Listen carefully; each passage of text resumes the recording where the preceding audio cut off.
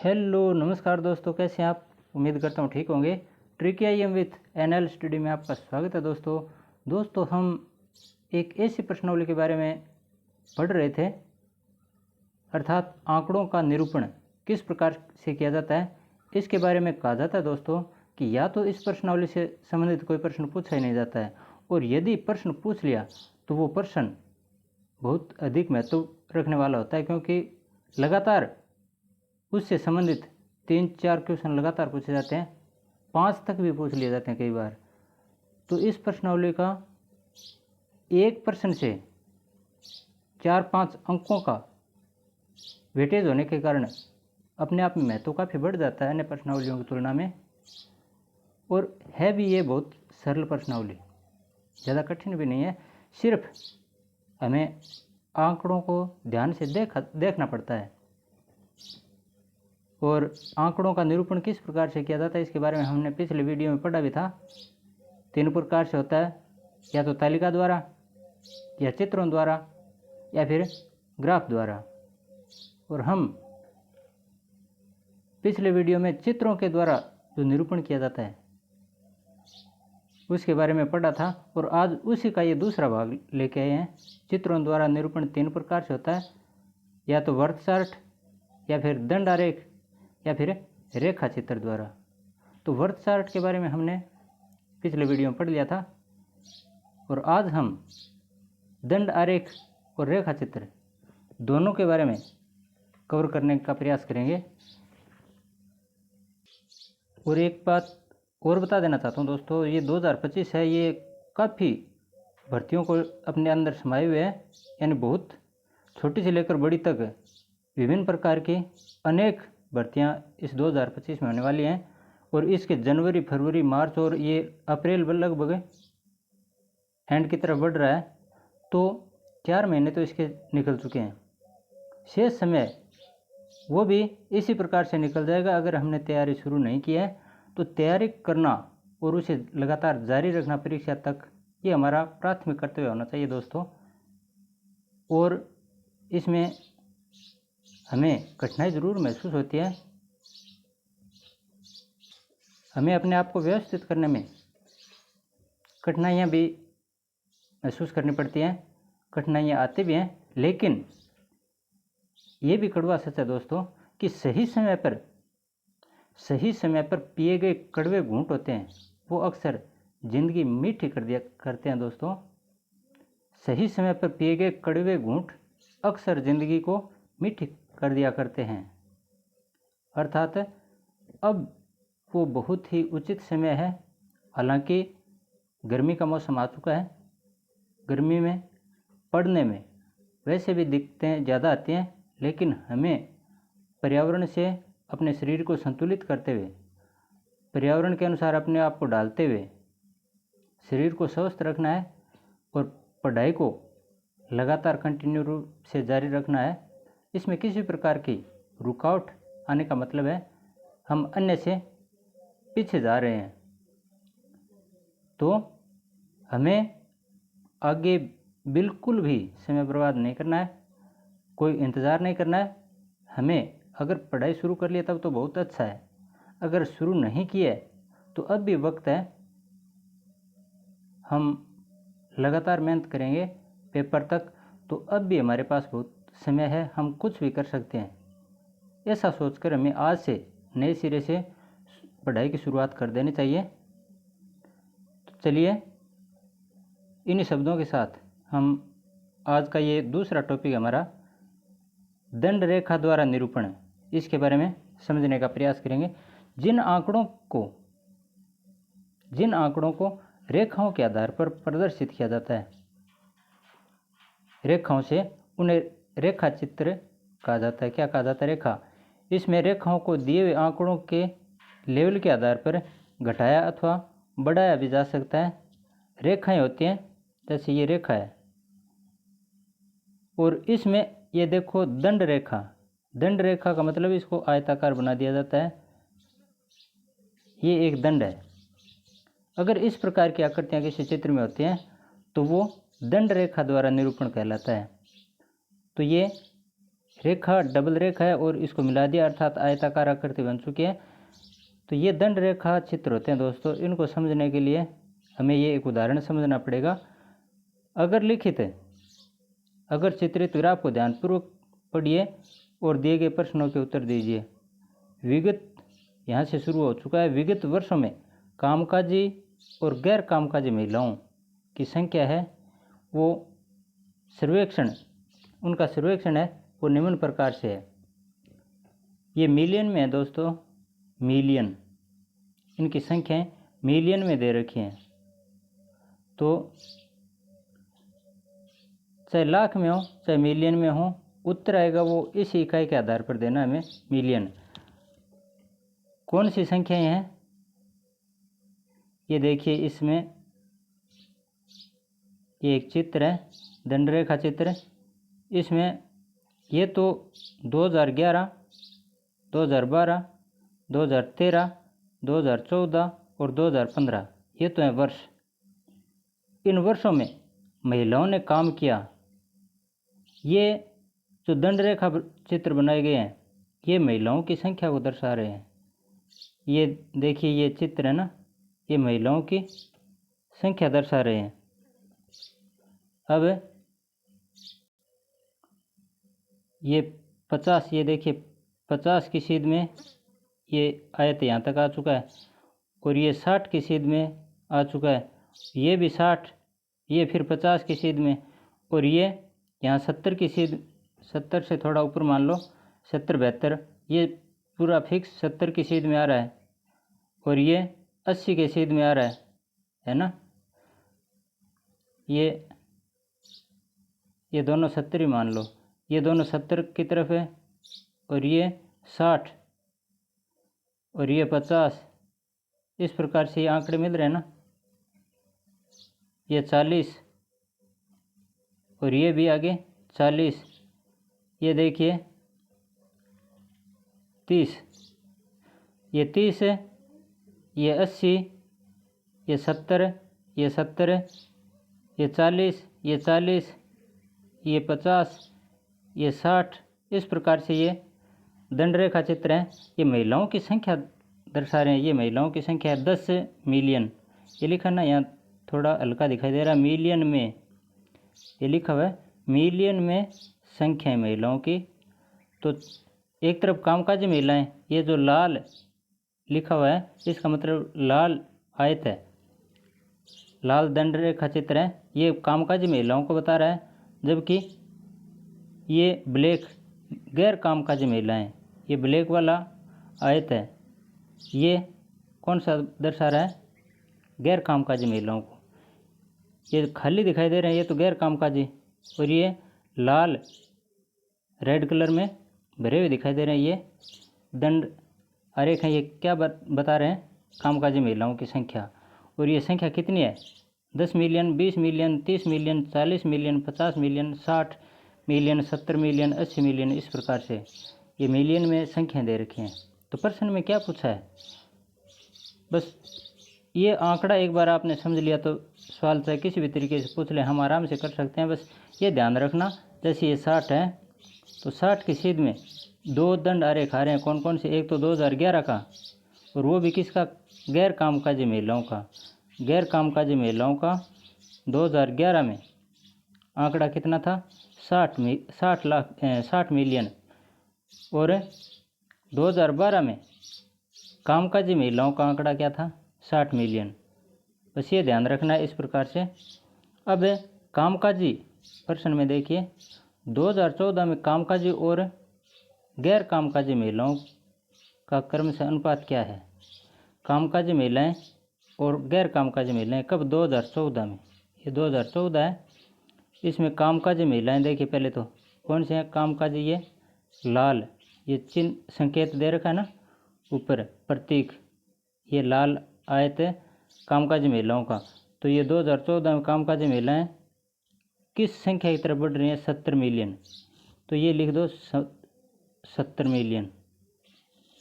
फिर अनुपात, गैर कामकाजी महिलाएं कितनी हैं 2014 में, ये 2014 वर्ष है, इसमें गैर कामकाजी ये आ गया, किसकी सीध में आ रहा है, ये 40। 40 की सीध में आ रहा है ना, तो ये 40 आ गया, अनुपात है 40। अब 70:40 इनका आगे विभाजन करेंगे, 10 से कटते हैं दोनों, 7:4।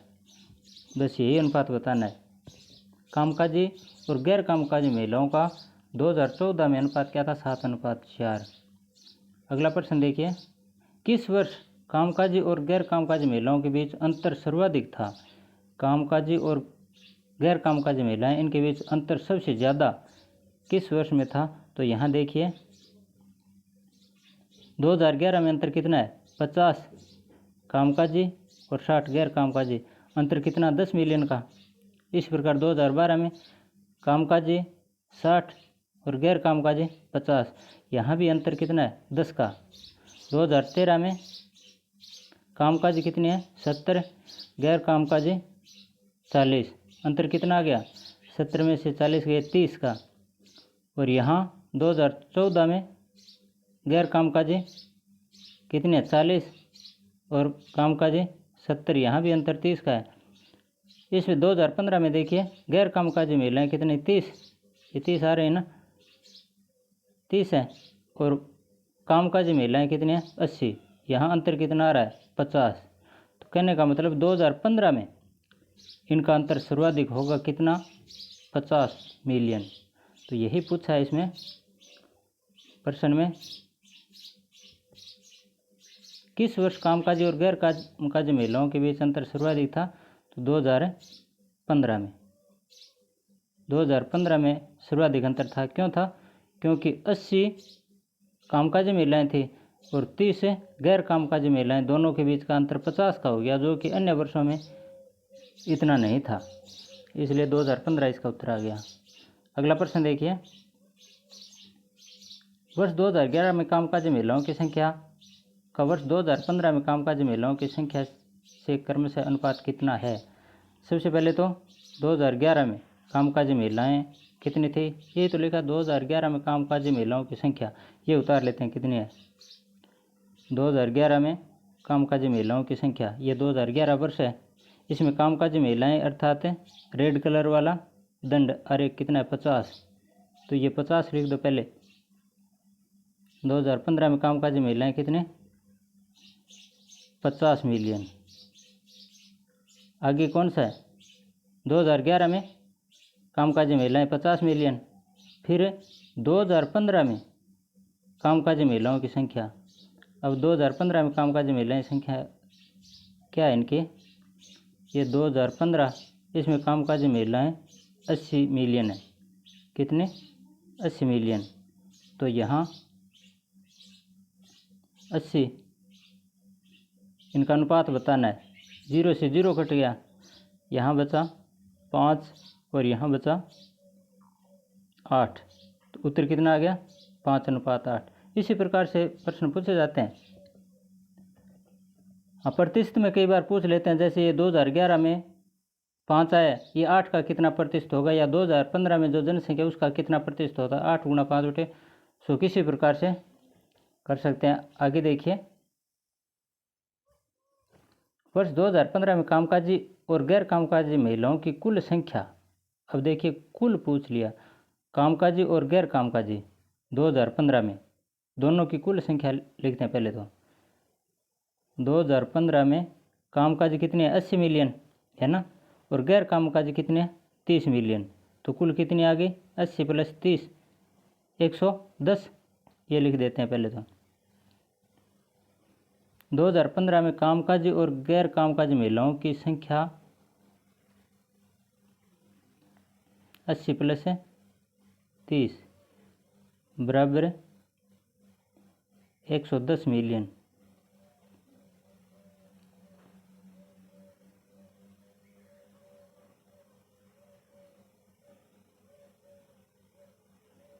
आ गया।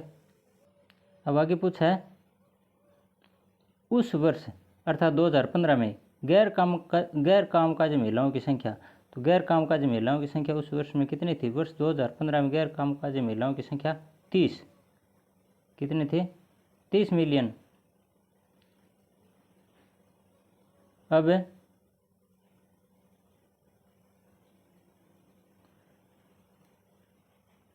महिलाओं की संख्या का लगभग प्रतिशत कितना था, ये प्रतिशत पूछ लिया। गैर कामकाजी महिलाएं हैं उनका प्रतिशत कितना था, तो इसके लिए प्रतिशत का मतलब होता है 100। तो 2015 में गैर कामकाजी महिलाओं का प्रतिशत, किन का बताना है, गैर कामकाजी, जिसका बताना होता है उसका मान हमेशा ऊपर रखा जाता है। तो गैर कामकाजी महिलाओं का प्रतिशत ज्ञात करने के लिए गैर कामकाजी महिलाओं की संख्या 30 है, 30 ऊपर लिख दिया, बट्टे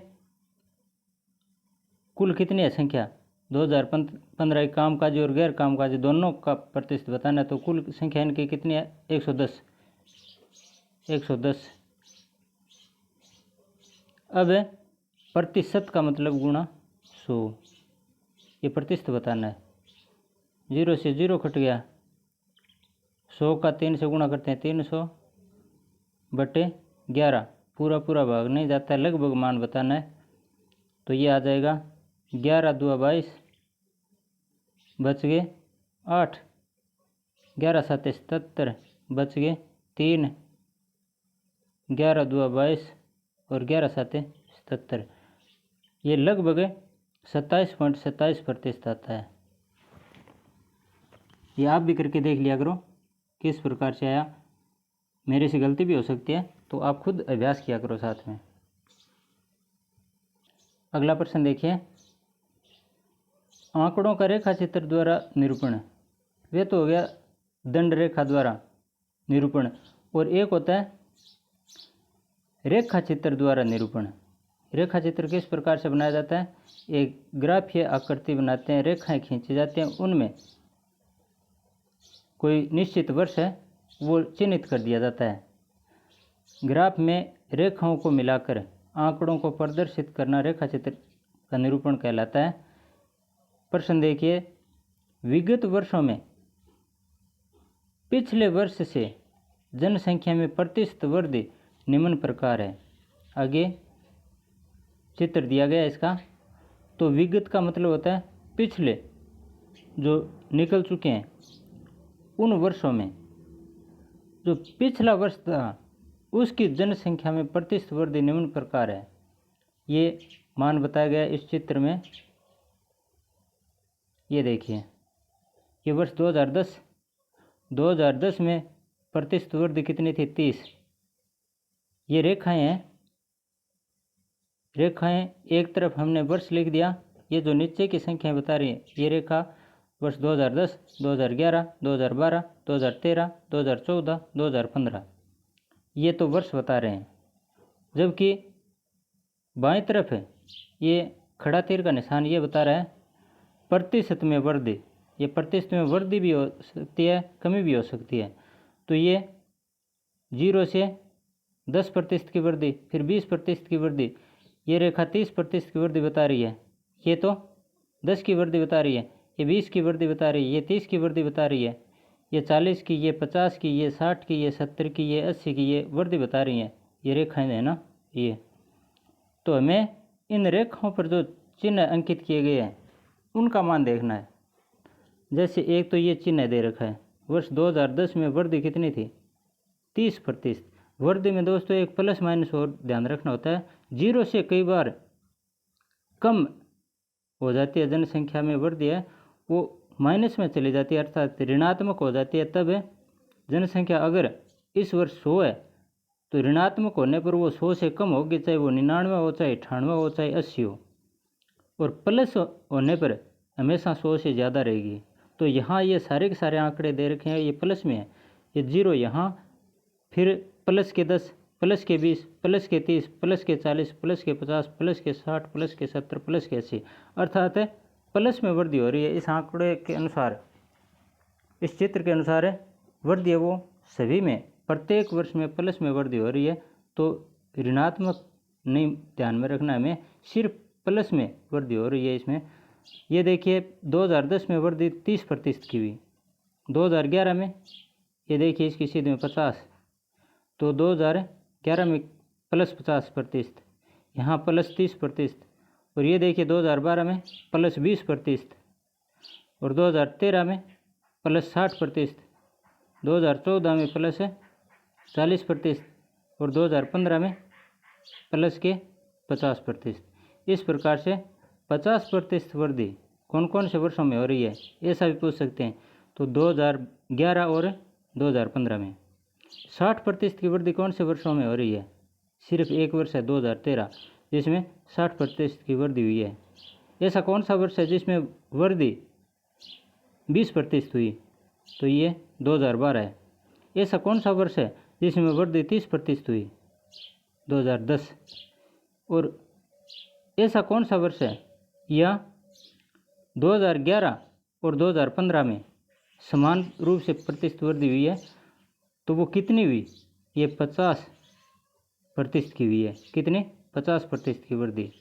तो किसी प्रकार से या तो प्रतिशत में पूछ लेते हैं या फिर वर्ष में पूछ लेते हैं, उत्तर पूछ लेते हैं। कई बार दोनों को मिलाकर भी पूछ सकते हैं कि 2000 है, ये देखिए 2010 है, 2010 से लेकर 2015 तक लगातार प्लस में वृद्धि हो रही है, लेकिन कितनी वृद्धि होगी, ऐसे पूछ सकते हैं। 2012 से 2015 तक कितनी वृद्धि होगी, ये भी पूछ सकते हैं। तो ये हमें ध्यान रखना, किसी प्रकार से प्रश्न पूछा जा सकता है। कुछ उदाहरण हम समझने का प्रयास करेंगे। 2012 से 2014 तक जनसंख्या में प्रभावी प्रतिशत वृद्धि कितनी हुई। सबसे पहले तो ये प्रश्न भी पूछ सकते हैं। तो सबसे पहले देखिए 2012 और 2014 इनकी वृद्धि है क्या आखिर। 2012 एक तो वर्ष ये दे रखा है, एक 2014 दे रखा है।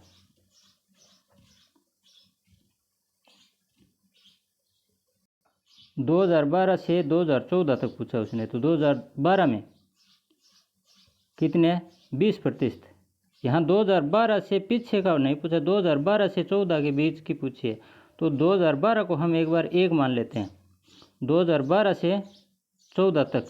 तो यहाँ से यहाँ तक ये 2013 बीच में एक वर्ष और आ चुका है, इसमें कितनी वृद्धि हुई, 60 की। और 2014 में कितने, 40 की। ये दो मान याद रखने में, 2060 में 2013 में 60% और 2014 में 40%। तो 2012 से लेकर यहाँ बनता है एक वर्ष, और फिर यहाँ आ गया दूसरा वर्ष। 2 वर्ष होते हैं, 2014 में से 2012 घटाएं तो 2 वर्ष बनते हैं। 2 वर्ष बनते कैसे हैं, यहाँ से चलकर एक तो ये 60 आ गया और फिर आगे चलकर 40 आ गया, इस प्रकार 2 वर्ष बनते हैं। तो 2012 वाला हमें इसमें नहीं लिखना है, एक तो 13 वाला लिखना है, एक 14 वाला लिखना है। और 2014 का ही पूछा है, तो एक तो प्लस है, 60 की वृद्धि हो गई तो 100 + 60 160 हो गए, और यहाँ 40 की वृद्धि है तो 100 + 40 140 हो गए। किस प्रकार है, देखिए यहाँ अभिष्ट प्रभावी प्रतिशत वृद्धि है। ये हम प्रतिशत के जो सवाल करते हैं उसमें मैंने आपको बार बार बताया था, काफ़ी जोर देकर बताया था कि अगर पहले की गणना करनी है तो 100 को ऊपर रखिए, अगर बाद की गणना करनी है तो 100 को नीचे रखिए। ठीक उसी तरीके से हमें 2012 से 2014 तक, 2012 और 14 में पहले कौन सा आया, 12, तो ये नहीं करना है हमें ज्ञात, हमें 2014 वाला यानी बाद का मान ज्ञात करना है। तो एक तो वृद्धि कितनी थी, 60%। 2013 में कितनी प्रतिशत वृद्धि थी, 60%, और 2014 में 40%, यही तो था। ये देखिए 2013 में 60% और 2014 में 40%। अब प्रभावी प्रतिशत वृद्धि ये ज्ञात करने के लिए हम क्या करेंगे, बराबर 100 × 100 और 60 160, सीधा लिख दो, 160/100 गुणा, फिर ये 40 है, 100 × 100 और 40 है, 140/100। हमें फ़र्क इतना ही रखना है, अगर हमें 2012 का ज्ञात करना है तब 100/160 और 100/140 ये करना है।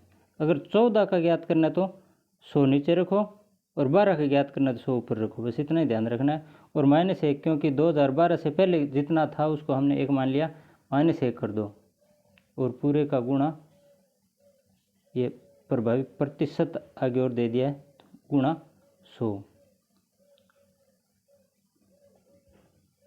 दोबारा समझ लीजिए, पहले 60% की वृद्धि हुई, 2012 से 2013 तक 60% की, तो 100 1 100 और 1 + 60/100 ऐसे ही तो करते हैं हम। 1 + दर होती है ना 60/100, उसी तरीके से बता रहा हूँ मैं। 100 1 100 और 60 160/100। यहाँ 40% वृद्धि है, तो 100 1 100 और 40 है 140/100। और -2012 से पहले भी कुछ जो भी था उसको हमने -1 कर दिया। 2012 को एक बार 1 मानकर चल लेते हैं। अब इनका 0 से 0 कट गया, 0 से फिर ये 0 कट गया। आगे और विभाजन करते हैं तो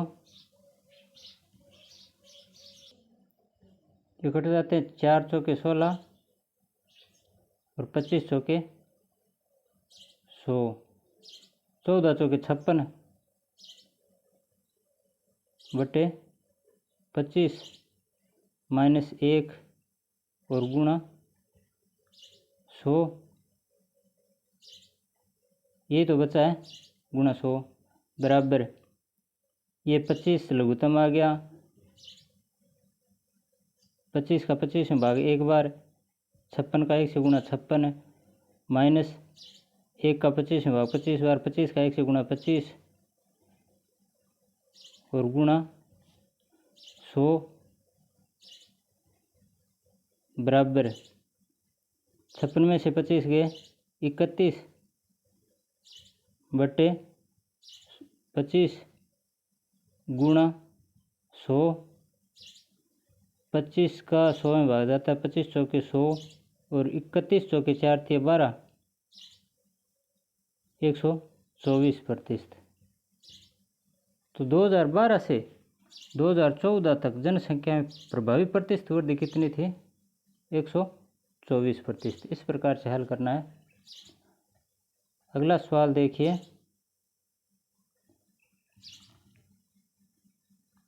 यदि 2013 में जनसंख्या 2012 की जनसंख्या से 2 लाख अधिक थी, तो सबसे पहले तो प्रतिशत जो भी इसका लिखा है वो हम नोट कर लेते हैं। 2013 और 2012 दोनों का लिखा है, तो 2013 और 2012, ये 2012 में तो 20% और 2013 में 60%, अर्थात 20% और 60%। 2013 में 60% और 2012 में 20%, ये तो लिखा है।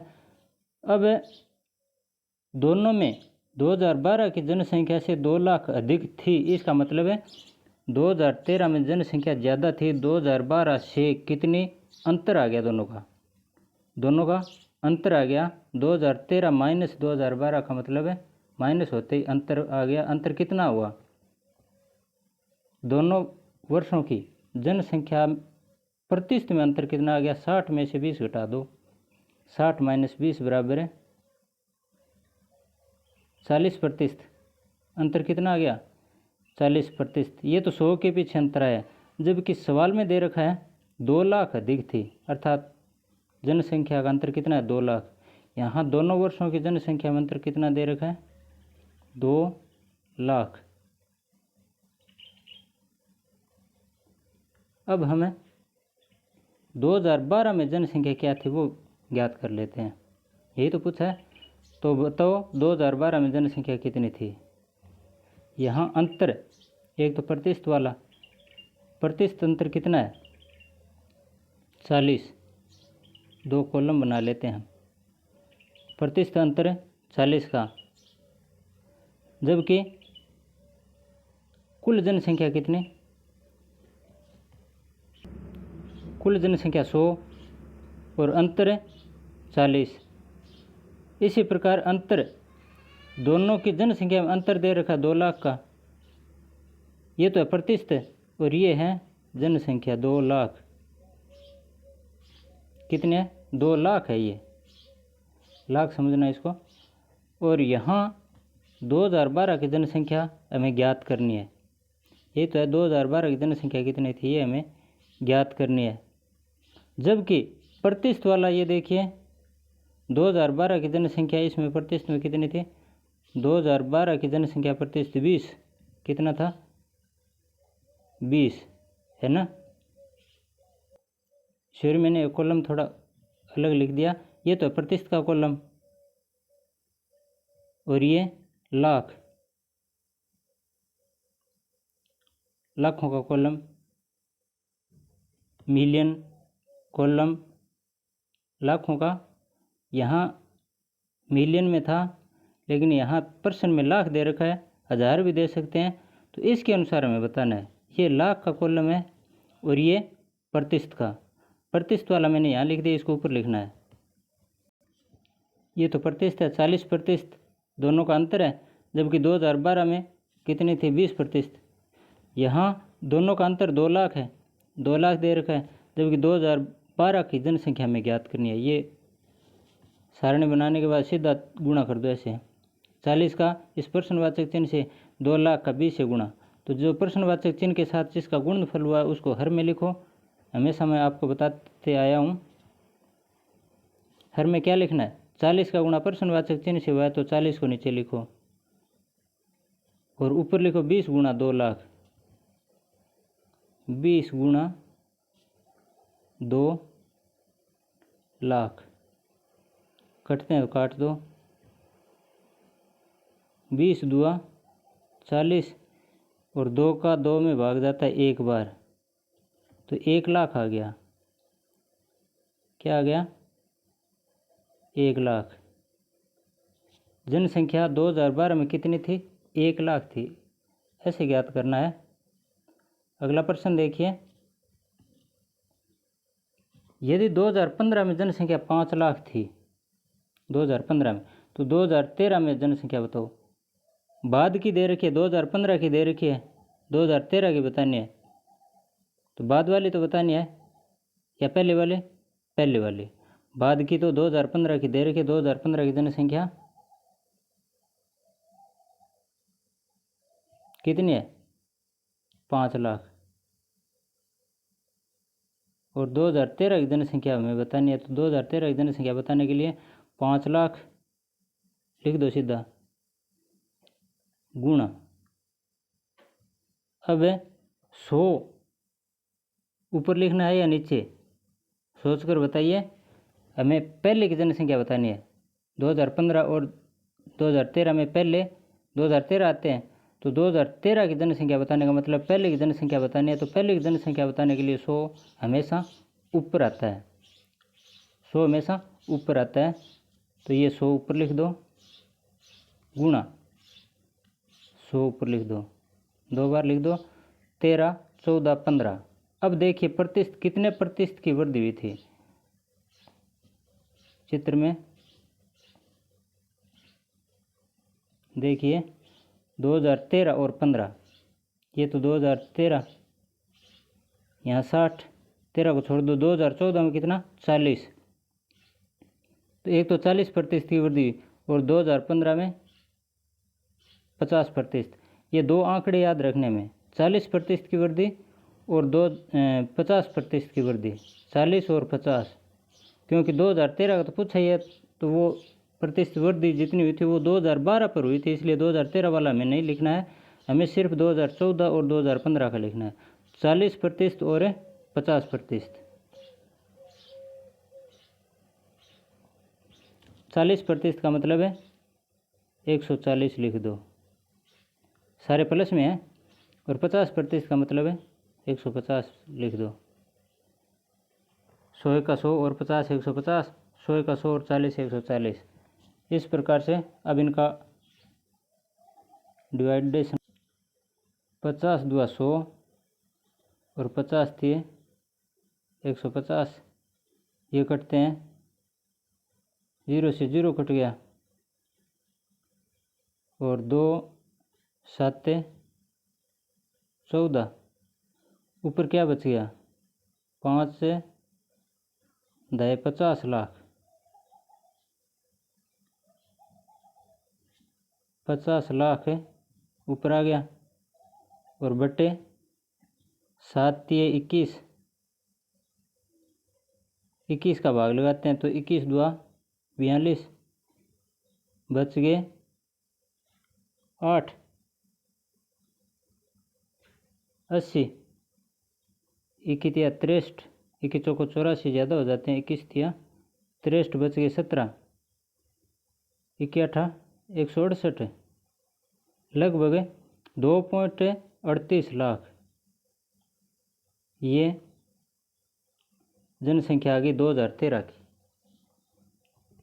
2013 में 2.38 लाख जनसंख्या थी, जो बढ़कर 2015 में कितनी होगी? 5 लाख हो गई। अगर 2015 का पूछते और 2013 का मान दिया होता तब हम क्या करते? कोई जितना मान दे रखा होता था वो मान यहाँ लिखने के बाद गुणा 140/100 गुणा 150/100, बस इतना ही फर्क करना था हमें। अगला प्रश्न, यदि 2009 में जनसंख्या 8 लाख थी तो 2011 में, ये भी बाद का पूछा है, बाद का पूछा है तो 100 नीचे आएगा। 2009 में जनसंख्या कितनी थी? 8 लाख, लिख दो पहले तो 8 लाख है गुणा 9, 10 और 11 2 वर्ष हैं तो 2 बार लिख दो गुणा। अब 100 ऊपर आएगा या नीचे? 100 नीचे आएगा इसमें, क्योंकि बाद का पूछा है। अब ऊपर क्या आएगा? प्रतिशत देखिए सारणी में 9 और 11, 9 से 10 तक, ये 10 वाला ये देखिए, 9 का तो लिखना ही नहीं है। 9 के बाद 10 में 30% की वृद्धि हुई और 11 में 50%, 30 और 50 ये लिखना है। 30% की वृद्धि का मतलब 130 हो गए और 50% की वृद्धि का मतलब 150 हो गए।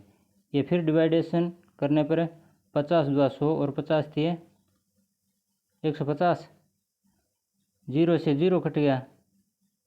ये 3 का 13 का और 8 का गुणा करने पर ये 2 से फिर कट रहे हैं, 2 1 का 2 और 2 चौके 8, 4 लाख बराबर 13 चौके 52, 52 तिये 156, 4 13 चौके 52, 52 तिया 156 लाख आ गया, बट्टे यहाँ कितने बचे हैं? 10, 10 का इसमें भाग लगाएं तो बराबर आएगा 15.6 लाख। इस प्रकार से दोस्तों हम आंकड़ों का चित्रों द्वारा निरूपण है वो पूरा का पूरा मैटर हम इन 2 वीडियो में कवर कर चुके हैं। सवाल बस यही, अन्य इससे अलावा हटकर कोई प्रश्न नहीं आएगा, किसी प्रकार से कोई सवाल पूछेंगे नहीं। हाँ, इनमें थोड़ा सा घुमाने की कोशिश ज़रूर करेंगे, लेकिन आप लगातार इनका अभ्यास करते रहोगे तो कोई दिक्कत नहीं है।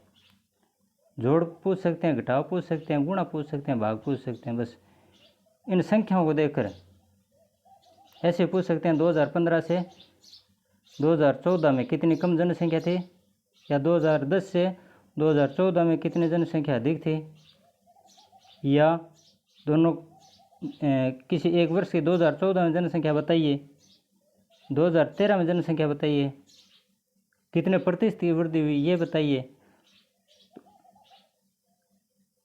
तो इस प्रकार से हमें बिल्कुल ध्यान शांत रखते हुए इन चित्रों को ध्यानपूर्वक देखते हुए प्रश्नों का हल करना है, किस प्रकार से कोई गलती नहीं होगी। आज के लिए बस इतना ही। हाँ दोस्तों, एक बात और बता देना चाहता हूँ मैं, यहाँ हमने चित्रों द्वारा निरूपण है वो समझा है। एक तो तालिका द्वारा निरूपण, एक ग्राफ द्वारा निरूपण, वो कई परीक्षाएं हैं जिनमें होता नहीं है। ज़्यादातर बस ये चित्रों द्वारा निरूपण, इसी से संबंधित प्रश्न पूछे जाते हैं। कोई 20% परीक्षाएं होती हैं, चाहे कोई भी कंपटीशन का एग्जाम, उनमें वो अलग से थोड़ा पूछ सकते हैं, लेकिन मोटा मोटी ये कवर हो जाता है इसमें चित्रों द्वारा निरूपण। तो ये हमने समझ लिया, और वो एक वीडियो में अलग से बना दूंगा। अगर आपके सिलेबस में अलग से लिखा हुआ है तालिका द्वारा निरूपण अथवा ग्राफ द्वारा निरूपण, तो वो आप उस अलग वीडियो में देख सकते हैं। आज के लिए बस इतना ही। धन्यवाद। जय हिंद।